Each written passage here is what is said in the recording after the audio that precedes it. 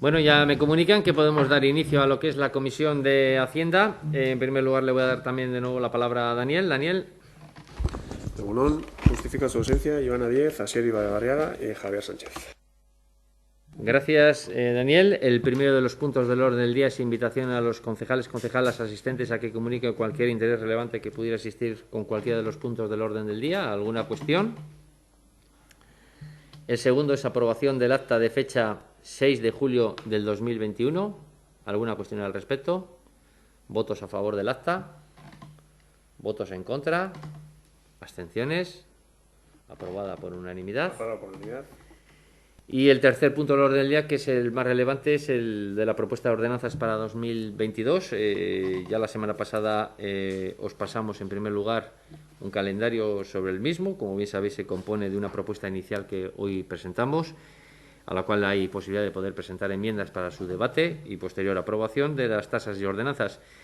Creo que lo más relevante cuando se habla de tasas y ordenanzas es, en primer lugar, el criterio general, que ya hemos ido anunciando y ya hemos ido comentando, que va a ser el de la congelación, como ya hicimos el año pasado, sobre todo y fundamentalmente en un contexto en el que todavía no se ha producido la reactivación económica con motivo del COVID, si bien empieza evidentemente a producirse una cierta normalidad en cuanto a que se empieza cada vez más a trabajar en algunos aspectos, si bien, pues evidentemente también hay elementos, como todos sabéis, dentro de lo que es el sector automoción y algunos otros sectores que tienen que ver con los semiconductores, y que todo ello pues influye de manera importante, ¿no? Pero yo creo que ya en estos mismos instantes, con motivo del COVID, todavía conviene que haya una congelación sobre las tasas y ordenanzas, si bien no vamos a ocultar que el criterio general habitual que este equipo de gobierno ha mantenido en los últimos años ha sido el de la revalorización de las tasas y las ordenanzas conforme al IPC, y no obedece más que a otra circunstancia de que realmente quienes creemos en lo público, los servicios públicos y el estado de bienestar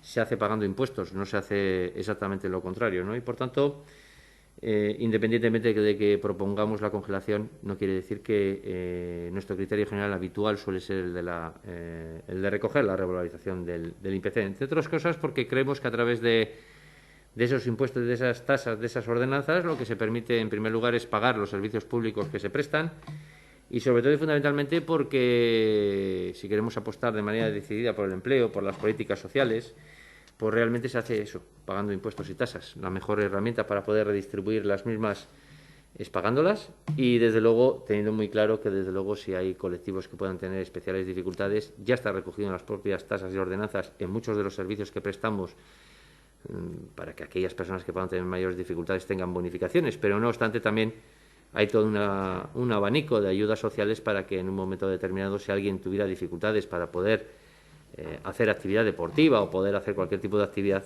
tengan la oportunidad de poderlo hacer. Sobre la progresividad de los impuestos y tasas, que supongo que saldrán en el debate, lo hemos dicho ya en más de una ocasión.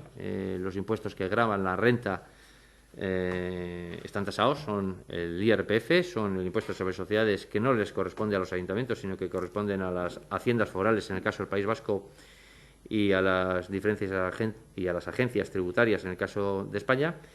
Y en el caso, no obstante, de los impuestos y tasas que hoy aprobamos, hay tasas por servicio, pero realmente también hay impuestos concretos y específicos que de manera directa o indirecta están también gravando dicha progresividad. Es decir, cuando planteamos el IBI, como bien sabéis, y se trajo aquí la ponencia de valores, responde a múltiples criterios, entre ellos el año, la antigüedad de la vivienda, los metros cuadrados, el barrio en el que está enclavada, es decir, son muchos los factores que hacen que el valor catastral de un determinado inmueble responde habitualmente a criterios donde pues una persona con mayor capacidad adquisitiva, lo normal y lo lógico es que tenga una vivienda más nueva, tenga una vivienda de más metros, y por tanto de manera directa o indirecta también se está agravando la capacidad adquisitiva de las personas que lo están pagando. Exactamente igual que en el caso del impuesto de vehículos de tracción mecánica, que como bien sabéis son impuestos que gravan en función de los caballos fiscales. Lo lógico y lo normal es que personas con mayor capacidad adquisitiva suelen ser aquellas personas que suelen tener vehículos de mayor caballaje, lo habitual y lo normal. Sí creo que es importante decir, para que puede ser objeto de mociones, puede ser objeto de debate, nosotros no nos vamos a ocultar, lo vamos a decir ya ahora mismo, en estos mismos instantes. Como bien sabéis, ha habido un desarrollo de un decreto normativo que tiene que ver con la vivienda, en el cual existe la posibilidad de cobrar un canon por vivienda vacía. Nosotros, como ayuntamiento, ya estamos trabajando y, desde luego, tenemos toda la intención de, por supuesto, llevar a buen puerto lo que es ese desarrollo de ese decreto normativo que ha aprobado el Departamento de Vivienda del Gobierno vasco. Si bien tenemos que decir que para su desarrollo requiere un periodo de tiempo, y ese periodo de tiempo, nosotros lo hemos estudiado ya desde el inicio, requiere en primer lugar la identificación de las viviendas vacías, evidentemente estableciendo los criterios que se establezcan, o bien por consumos de agua, consumos de luz, que así viene establecido en el propio decreto. Posteriormente hay que dar un trámite de audiencia a aquellas personas que realmente tienen algo que decir sobre si su vivienda es vacía o no es vacía, y por tanto todo eso requiere también tiempo. Y, por tanto, requiere todo un procedimiento y un desarrollo normativo para dotar de la suficiente seguridad jurídica para poder proceder al cobro del canon. Nosotros lo estamos trabajando, vamos a desarrollar ese decreto, pero creemos, y así lo tenemos que decir hoy, que va a requerir el suficiente tiempo como para que el año que viene se cobre un canon por vivienda vacía. Lo que vamos a seguir es cobrando el recargo del IBI a aquellas viviendas que estén vacías.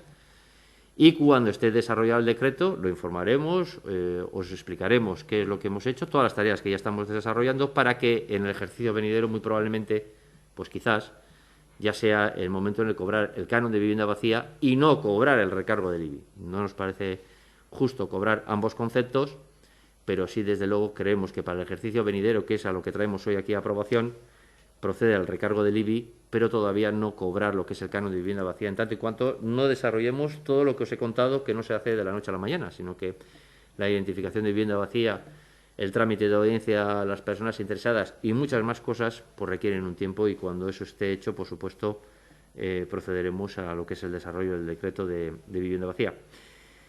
Sí creo que también conveniente, por lo menos, contar, a veces está en la calle, sobre la presión fiscal. Suele ser habitual y normal prácticamente en casi todos los municipios de Euskadi y de España. Lo habitual y normal es que su ciudadanía suele decir que en su pueblo pues es donde más impuestos se paga. Pues bueno, yo creo que también la transparencia aporta información, y nosotros, además, en ese sentido no tenemos ningún inconveniente para darla. No es cierto que en Erma se pague más impuestos que en ningún otro municipio. Repito, esto no ocurre solo en Erma, ocurre prácticamente en todos los municipios. Pero ya hay datos, y como lo suelo hacer todos los años, este año tampoco es menos. Los últimos datos que tenemos, y que así los publica la Diputación Foral de Vizcaya, dicen que la presión fiscal que hay en Erma en estos momentos es aproximadamente, los últimos datos que tienen son los de la liquidación del año 2019, es de 425 euros por habitante, mientras que en la media de municipios de nuestro tamaño es un 13,41% más, y la media de Vizcaya, en su conjunto, es de un 22,6% más. En el caso del IBI, que suele ser uno de los impuestos de los que más se suele hablar, en el caso de la media de municipios de Vizcaya es un 13% más que en el caso de Ermua, y en la media de Vizcaya es un 14,5% más. Y en el caso del impuesto de vehículos de tracción mecánica, en el caso de la media de municipios de Vizcaya es de un 13% más, y los datos son más o menos parecidos.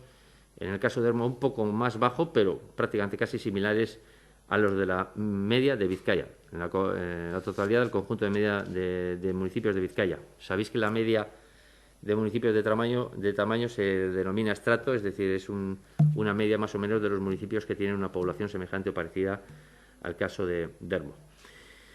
Sí que decir que también alguien podría decir también, ¿y qué pasa con el agua y la basura? Como bien sabéis, el agua era un servicio gestionado por este ayuntamiento hasta que pasó al Consorcio de Aguas de Guipúzcoa, y por tanto, como municipio que está consorciado, pues el agua que se paga en Ermua es exactamente el mismo que es lo que se paga a todos los municipios consorciados con el Consorcio de Aguas de Guipúzcoa. A partir de aquí, evidentemente, las diferencias residen en los consumos, residen en si se ha hecho o no se ha hecho una lectura de dichos consumos, responde a muchas cuestiones, pero el precio metro cúbico es exactamente el mismo en Ermua que en el resto de municipios consorciados con Guipúzcoa. Y en el caso de las basuras, como bien sabéis, también estamos consorciados, mancomunados, en este caso con el Bajo Deba y con Guipúzcoa, y por tanto la tasa de basuras, que por cierto hay que cobrar lo que cuesta, pues está también consorciado con Guipúzcoa. Estos son algunos de los elementos más relevantes. Las modificaciones en el contenido de las ordenanzas, básicamente, ya los hemos remitido. Sí queríamos contaros que se va a añadir un elemento que hemos sido conocedores, y es, en el caso de supermercados, se paga un plus como consecuencia de determinados servicios, como pueden ser pescadería, carnicería. Tenemos que incluir el epígrafe carnicería, por tanto eso vendrá dentro de lo que son las ordenanzas y que no viene recogido en lo que habéis podido leer, y el resto son modificaciones que más o menos yo creo que están bastante bien explicitadas. Si bien voy a dar la palabra tanto a Harry, a Hall y a Bea para que expliquen quizás un poco más al detalle cada una de esas modificaciones que se recogen en dichas ordenanzas. Como criterio general, repito, va a ser el de la congelación y, por tanto, pues bueno, esa sería la propuesta de este equipo de gobierno. Como queráis, en el orden que queráis. Primero Harry, luego Hall, luego Bea, como queráis.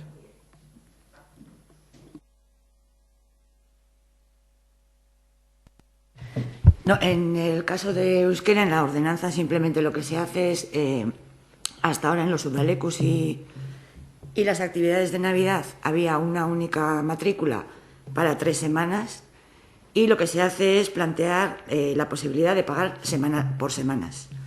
Pues porque nos han trasladado mucha gente que hay veces pues que pueden estar semana y media, 2 semanas, y la última semana fallan porque no quieren seguir. Entonces, pues para poder dar cabida a más gente, porque si tú dejas de ir una semana, al tener la posibilidad de pagar semanalmente, hay otra persona que puede acceder a ese sitio, simplemente. Gracias, Harry. Responde un poco a las dinámicas que hemos tenido en los últimos tiempos y lo que estamos observando y viendo, y por tanto yo creo que es bastante adecuado. Hall. Sí. En el caso de los servicios sociales, hay 2 ordenanzas que establecen precios para determinados servicios sociales, y lo que tenemos que tener en cuenta es que es la propia Ley de Servicios Sociales del País Vasco quien establece que hay algunos de los servicios mencionados en esa ley, en la cartera, del decreto de cartera de los servicios sociales, que están sujetos a copago. En concreto estamos hablando de los servicios de ayuda a domicilio y de comida a domicilio, de la atención diurna para personas mayores, del coste del uso de las viviendas para situaciones de urgencia social y del servicio de alojamiento para personas mayores. En el caso de Ermua hay 2 ordenanzas fiscales que establecen el coste de estos servicios que acabo de mencionar, pero en ambas es necesario, aunque la subida propuesta, como decía Chicho, es de 0, en ambos casos los precios establecidos están referenciados a otros precios.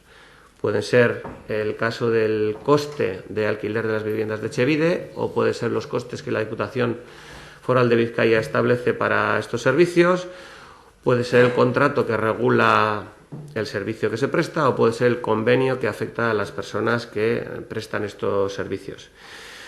No significa que en estos casos haya una subida de precios, significa que hay un cambio, y de hecho en varias de las cantidades a pagar lo que hay es una bajada respecto del año pasado. Por lo tanto, la tasa 21, la ordenanza fiscal número 21, que establece la tasa por la prestación de los servicios de atención a la dependencia desde una perspectiva de género, establece los costes de estos servicios, exceptuado el que se establece en la ordenanza fiscal número 25, que, como recordaréis, en julio cambiamos el procedimiento de uso de las viviendas de urgencia social, y ya dijimos en ese momento que estaban referenciadas a los costes de los alquileres de las viviendas de Etxebide. Por lo tanto, la tasa de uso del servicio de las viviendas de urgencia social es la de la ordenanza fiscal número 25, y se ve modificada en relación a lo que puedan ser los cambios en los precios de Etxebide, que, como dijimos en su momento, pues sobre todo las trabajadoras sociales del área de servicios sociales, que tienen muchísimo contacto con trabajadoras y trabajadores de otros ayuntamientos, pues entienden que todas ellas entienden que están referenciados a unos indicadores de un uso mucho más general y sobre todo pues más directamente relacionados con lo que pueden ser los usuarios de estas viviendas, pues consideramos adecuado. Sí, yo recuerdo en el origen cuando tomamos esta decisión y tuvimos que trabajar en su día con Merche y más personas a la hora de dotar de seguridad jurídica también algunos de los conceptos que estamos hablando, y cuando en algunos determinados servicios se planteaba, recuerdo además, por ejemplo, en el caso del programa de 10 medidas para familias en riesgo de quiebra económico y y determinadas situaciones de realojo, pues se te planteaba un poco la duda de qué es lo que se podía cobrar. Bueno, en aquel entonces fijamos un poco el criterio de lo que ya se cobraba en los diferentes programas de vivienda del Gobierno vasco, y en los programas de vivienda del Gobierno vasco todo lo que hace referencia a vivienda protegida pues también está estipulado, está tasado en función, en primer lugar, de la renta, en función de los metros de esa vivienda, en función del módulo en que en cada municipio es distinto, y por tanto la revalorización o minusvaloración de ese elemento depende un poco de ese módulo que se establezca por parte del Gobierno vasco en cada uno de los municipios. Es un poco el criterio y lo que se ha establecido prácticamente desde el inicio. Bea. Egunon guztioi. Bueno, yo os traigo dos modificaciones. Una de ellas es en la ordenanza fiscal número 23, que es la de servicios socioculturales. En el artículo 4 se añade, que es lo referente al alquiler, tanto de las instalaciones culturales de Antxokia como del Obiano. Se añade en la redacción: en esta tarifa no se encuentran incluidos los gastos derivados de la asistencia del personal técnico necesario para el desarrollo de determinadas actividades. Esto sería pues que para en ocasiones, cuando se alquila tanto el Antxoki como el Obiano, pues se necesita servicios técnicos específicos que se deben incluir muchas veces en ese alquiler. Y además también se añade en ambos. Por último, en el caso de alquileres para la celebración de actividades con un claro fin social, el Ayuntamiento de Ermua, previa evaluación, podrá decidir eximir a la empresa o entidad organizadora del pago de la cuota. Esto, como se viene haciendo actualmente, pues para asociaciones locales o asociaciones sin ánimo de lucro, pues los gastos del alquiler o de los servicios técnicos los asumimos directamente desde el área de cultura. Esta sería por una parte, y luego tenemos también una modificación en lo que sería la ordenanza específica de igualdad. En este caso, estos últimos años estaba incorporado en la número 23, en la de los servicios socioculturales, y creíamos ya coherente y conveniente, ¿no?, hacer una ordenanza específica de igualdad. Las tasas y los precios públicos se mantienen igual, ¿no?, al criterio de congelación para este año. Nada más. Gracias, Bea. Bueno, pues esto es un poco la propuesta de tasas y ordenanzas. No sé, ¿alguna cuestión, Julen? Sí, bueno, pues por nuestra parte la estudiaremos. Lo que sí es que yo por lo menos no he recibido ningún calendario con fechas. Creo recordar que, bueno, si no pasa nada, te lo remitimos. En la comisión informativa de la semana pasada se explicó el calendario, más o menos, creo recordar. Y si no, creo que se ha mandado por correo electrónico, me parece. Si no pasa nada. Si no pasa nada, o lo remitiremos, pero creo que se ha remitido por correo electrónico, no pasa nada. Y creo que se ha remitido prácticamente a todos, pero no pasa nada, o lo remitimos hoy mismo. Bueno, como siempre, el calendario, pues un poco es hoy la propuesta. Tenéis un periodo de tiempo para presentar las enmiendas, negociar lo que consideremos oportuno y luego, posteriormente, debate y aprobación de las mismas. Sí, Paul. Sí, nosotros también, ya has hecho tú ya un repaso de los impuestos y las tasas más importantes del ayuntamiento. Bueno, las que nosotros creemos que son más importantes, que son las del IBI, el impuesto de tracción mecánica, vivienda, agua y basuras. En cuanto a agua y basuras, es obvio que no podemos hacer incidir sobre esas tasas porque ya nos vienen dadas, aunque políticamente sí creo que se pueden hacer otras cosas.